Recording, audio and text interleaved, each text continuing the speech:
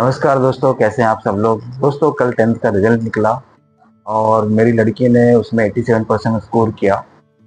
87% 87% मेरे लिए बहुत ज़्यादा है। मतलब मैं पढ़ने में उतना अच्छा था नहीं। बड़ी मुश्किल से फर्स्ट क्लास आता था। तो 87 मेरे लिए बहुत ज़्यादा था, तो मैं काफ़ी खुश हुआ कि यार इसने 87% स्कोर किया, मतलब अच्छा है। तो अब रिजल्ट तो आ गया। अब रिजल्ट आने के बाद आगे क्या, ये सबका एक सवाल होता है कि वह 10th के बाद अब क्या पढ़ें। आर्ट्स ले, साइंस ले, कॉमर्स ले या कुछ और करें। नहीं, लेकिन रात को जब मैं बैठा उसके साथ तो मैंने पूछा कि अब रिजल्ट तो आ गया, अब आगे क्या करना है। आगे मतलब क्या स्टडी पे, किस पे फोकस करना है, साइंस में, कॉमर्स में, आर्ट्स में या कुछ और करना है। तो मेरी लड़की ने कहा कि मैं पापा थोड़ा कंफ्यूज हूँ, मेरा मन तो है साइंस लेने का, लेकिन दीदी कुछ और कह रही है, मम्मी कह रही है कि तुम कॉमर्स में जाओ, घर में तो सब साइंस ही पढ़े हुए हैं, कोई कॉमर्स वाला भी होना चाहिए। फिर मेरे दोस्तों का अलग पॉइंट ऑफ व्यू है, जो मेरे स्कूल के टीचर है और जो मेरे क्लास के टीचर है वो भी कुछ ना कुछ बोल रहे हैं, अपना सजेशन दे रहे हैं। तो मैं क्या करूं, मुझे समझ में नहीं आ रहा। तो मैं बोला कोई बात नहीं, इसको हम आसान कर देंगे, टेंशन मत लो। दोस्तों जब मैं 10th में था ना, जब मेरा 10th जब क्लियर हुआ था, तो मैं भी ऐसी सिचुएशन में था। मेरा ज़्यादा कुछ अच्छा मार्क्स आया नहीं था, केवल 70% था। लेकिन उस टाइम 70% लोगों के लिए बहुत ज़्यादा था। अ, तो मेरा मन तो था आर्ट्स पढ़ने का। मेरा शुरू से मेरा दिमाग में था कि यार मैं आर्ट्स पढ़ूंगा 10th के बाद, क्योंकि जो मेरा फेवरेट सब्जेक्ट था वो आर्ट्स में ही था।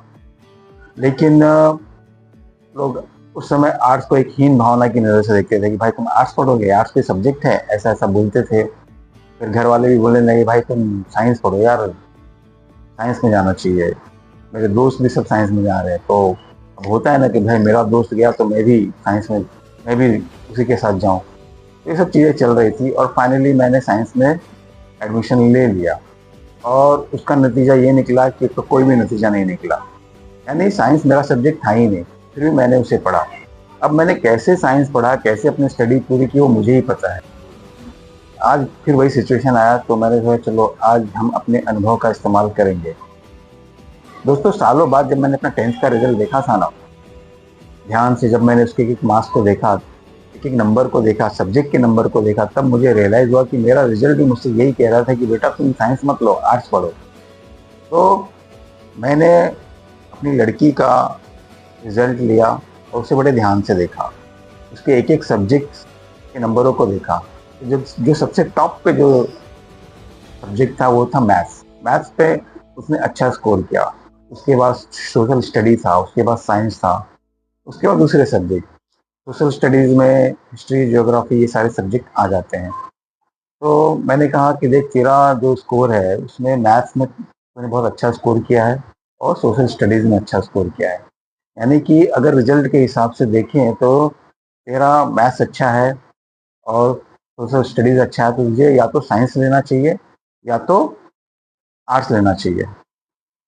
तो उसने कहा कि पापा मेरा मन तो है साइंस पढ़ने का। मैं बोला चुप, ठीक है ना, फिर क्लियर हो गया ना। जब तेरा मार्क्स भी यही गया, तेरे मार्क्स भी अगर देखा जाए तो मार्क्स के अकॉर्डिंग तो साइंस लगी तो कोई दिक्कत नहीं है, और तेरा मन भी साइंस में पढ़ने का है तो साइंस ले सकते हैं। तो दोस्तों, इस तरह की सिचुएशन में बहुत सारे लोग हैं, बहुत सारे पेरेंट्स कंफ्यूज रहते हैं कि भाई अपने बच्चे को क्या पढ़ाएं। तो ऐसी सिचुएशन में ये जो रिपोर्ट्स है ये आपकी मदद कर सकता है। ये ऐसा पॉइंट होता है कि जहाँ पे उस एज में हम डिसीजन लेने की क्षमता नहीं होती है, फिर भी फिर लेकिन यही एक पॉइंट है जहाँ पे ये डिसाइड करेगा कि आगे वाला भविष्य कैसा होगा। तो उसमें कंफ्यूज होने वाली कोई बात नहीं है। बस आप अपना रिजल्ट रिजल्ट देखो। लोग ओवरऑल रिजल्ट देखते हैं, आप ओवरऑल रिजल्ट मत देखो, आप रिजल्ट के एक एक सब्जेक्ट को देखो। कई बार क्या होता है कि बंदे ने 90% ला दिया है, लेकिन उसका लिटरेचर में 100% है और साइंस में 70% है और उसको साइंस धरा दी। तो ऐसा मत करो, आप देखो उसका सब्जेक्ट, कौन सा सब्जेक्ट अच्छा है। अगर आपने पूरी ईमानदारी से एग्ज़ाम दिया है, मेहनत से एग्ज़ाम दिया है, उसका रिजल्ट आएगा ही। और जो रिजल्ट आएगा वो आपको बताएगा कि बेटा तुम किस में अच्छे हो। तो इस आधार पे आप डिसाइड कर सकते हो कि आपको आगे कौन सा सब्जेक्ट पढ़ना चाहिए। तो दोस्तों, ये था एक मेरी तरफ से एक जानकारी की। अगर आप कंफ्यूज हो कि 10th के बाद क्या करना है, कैसे डिसाइड करें, आपको ये जानकारी कैसी लगी, प्लीज़ कमेंट करके बताएँ। तो धन्यवाद।